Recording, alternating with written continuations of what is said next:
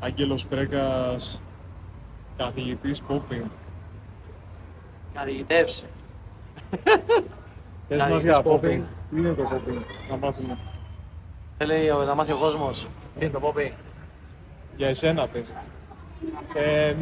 Για εμένα προσωπικά τι είναι το popping, όχι γενικά για σαν εσένα τέρμ. προσωπικά, ναι. Ρε φίλε, τώρα τι να σου πω, τώρα για μένα είναι άστο, δεν ξέρω. Η ζωή σου. Καλά, αυτό είναι το 100% ότι είναι η ζωή μου. Αλλά πιστεύω ρε φίλε ότι άμα δεν το είχα κάπως, άμα δεν το είχα βρει, δεν το είχα ανακαλύψει, θα ήμουν τελείως άλλος τώρα άνθρωπος.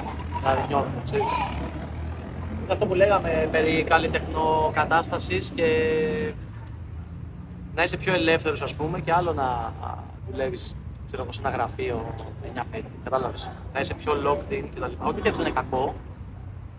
Απλά είναι άλλη φάση, είναι δύο διαφορετικοί κόσμοι, άλλο το ένα, άλλο το άλλο. Για μένα. Τώρα για κάποιον μπορεί να μην είναι, για μένα είναι full. Αν έκανες break, πιστεύεις θα κάπνισες. 100%. Πιο πολύ, ξέρεις. Καλά, μην το λες φίλε, και το πούμε θέλει πολύ στάμινα. Καλά, ναι, ισχύει. Θέλει πολύ στάμινα. Στο επίπεδό σου. Και τι άλλα έλεγες για το popping, τι σημαίνει. Φίλε, ό,τι για να πω είναι λίγο τώρα, χωρίς πλάκα. Άμα σκεφτείς ρε φίλε ότι βασικά μπορείς να το πάρεις πάρα πολύ απλά και εγώ σου με χορεύω το 2011, ωραία, το 2011. Το 11.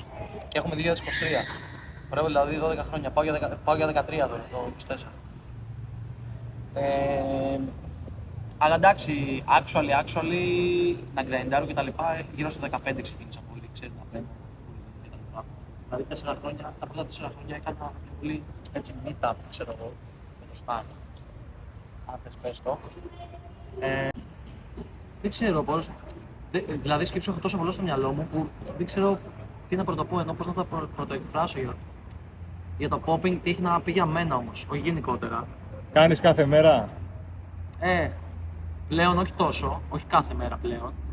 Παλιά όμως που γκράιναρα full, δηλαδή πριν τον COVID έκανα κάθε μέρα full.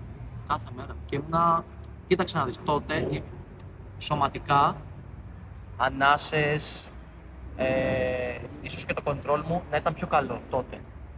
Τώρα όμως ρε φίλε με τον καιρό που έχει περάσει και ξέρεις με την τριβή του style και που έχω αρχίσει και βάζω πιο πολλά πράγματα και μέσα στο χώρο μου, ξέρω εγώ. Είμαι πιο ολοκληρωμένος παιδί μου στο style, καταλάβες. Δηλαδή έχω χάσει λίγο κάπου, αλλά έχω κερδίσει πάρα πολύ σε κάποια άλλα πράγματα που δεν είχα καθόλου. Άρα όχι πια κάθε μέρα. Στην Ελλάδα εδώ. Τι. Συγγνώμη, να κάνω μια παρένθεση. Ρε φίλε, δεν μπορώ και κάθε μέρα γιατί πλέον με τις διδασκαλίες σκέψου που έχω κάθε μέρα, ξέρω εγώ, από 2 μαθήματα. Είναι και λίγο κουραστικό και αυτό από μόνο του, καταλαβαίνεις. Δηλαδή, σκέψου ρε φίλε, όταν πας και διδάσκεις σε κάποιον, παίζει μαλάκα να τρώσει πιο πολύ energy από το να. Δηλαδή, εγώ τώρα να κάτσω κάτω, να κάνουμε μια ώρα μάθημα και εγώ να είμαι κάτω και να σου λέω πράγματα και να σου κολλάρω, πες να κουραστώ πιο πολύ από το να σηκωθώ και να κάνω free. Ναι. Γιατί ρε φίλε, δίνεις πάρα πολύ energy και σκέφτεσαι πολλά πράγματα εκείνη τη στιγμή ώστε να τα δώσεις στον άλλο, καταλάβεις, για να τα καταλάβει. Οπότε, εντάξει, σωματικά δεν κουράζεσαι προφανώς. Αλλά κουράζεσαι ψυχικά, ρε φίλε. Καταλάβεις το κεφάλι σου. Γιατί το κεφάλι σου μετά γίνεται λίγο κουρές. Και σκέψου, ρε φίλε, ότι άμα έχεις, ξέρω εγώ, 10-15 διαφορετικούς μαθητές και είναι σε διαφορετικά επίπεδα, πρέπει κάθε φορά να κόβεις και να ράβεις στο επίπεδο που είναι ο καθένας. Καταλαβαίνεις. Οπότε και μόνο και αυτό το κάνει το κεφάλι σου κουρές. Σκέψου, ρε παιδί μου, τώρα, π.χ. εμείς, εσύ είσαι starter.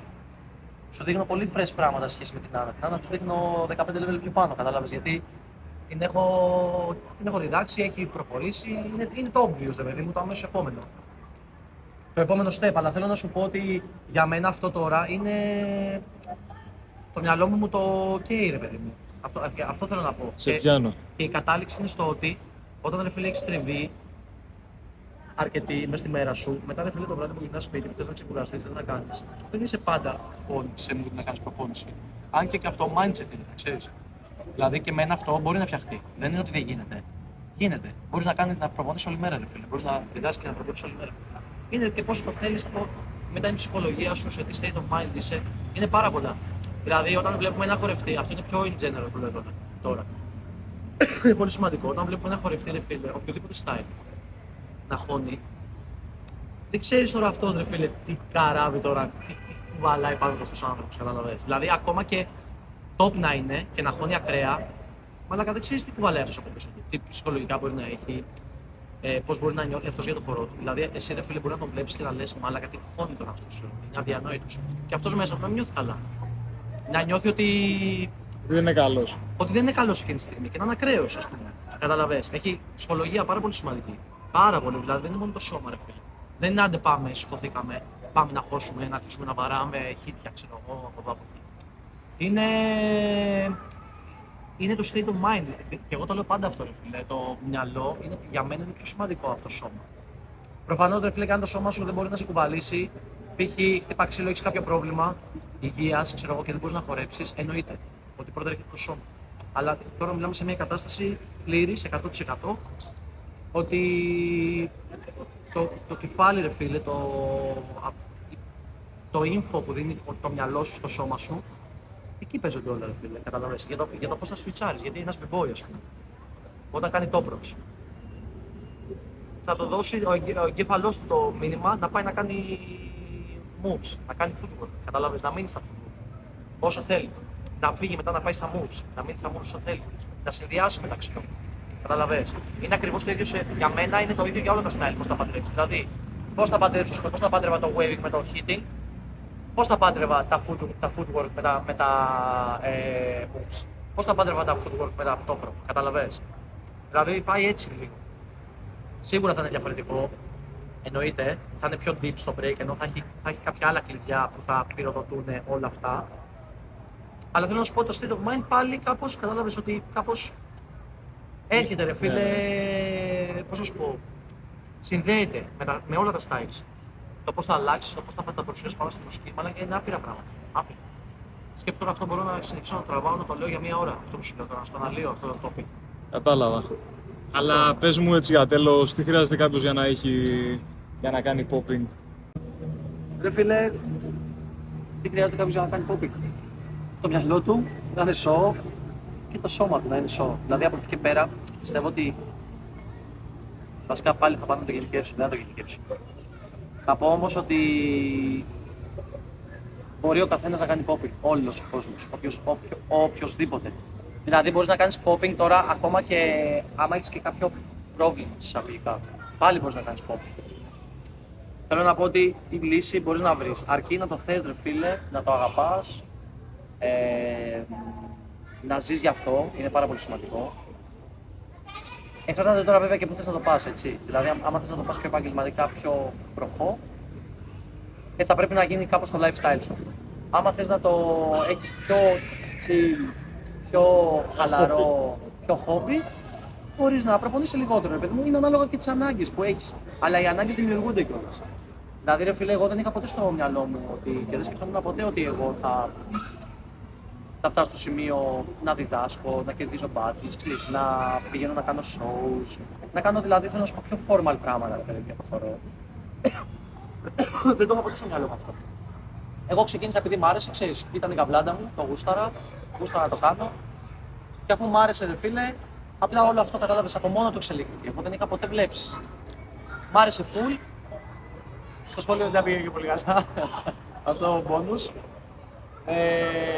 Οπότε ήταν και κάπως το way out. Αλλά γούσταρα και να το κάνω. Δεν με φόρσαρε κανείς να το κάνω. Ναι. Το κάνω από εξ αρχής. Σκέψου. Μεγάλη απάντησή σου. Ναι. Για άλλο επεισόδιο. Βάλαμε για το τέλος. Εντάξει. Πες μας κάτι τελευταίο, μέσα σε 2 δευτερόλεπτα. Πώς θα χαρακτήριζες τον εαυτό σου σαν χορευτή. Πώς θα... Αλλά δεν ξέρω. Πώς θα το χαρακτήριζα. Με 3 επίθετα. Ρε φίλε, εντάξει τώρα δεν μπορώ και να το πω αυτό γιατί θα είναι λίγο... Πες το τώρα στα χέρια σου. Θα είναι λίγο ψωνίστικο. Σε νοιάζει τίποτα. Δεν ξέρω,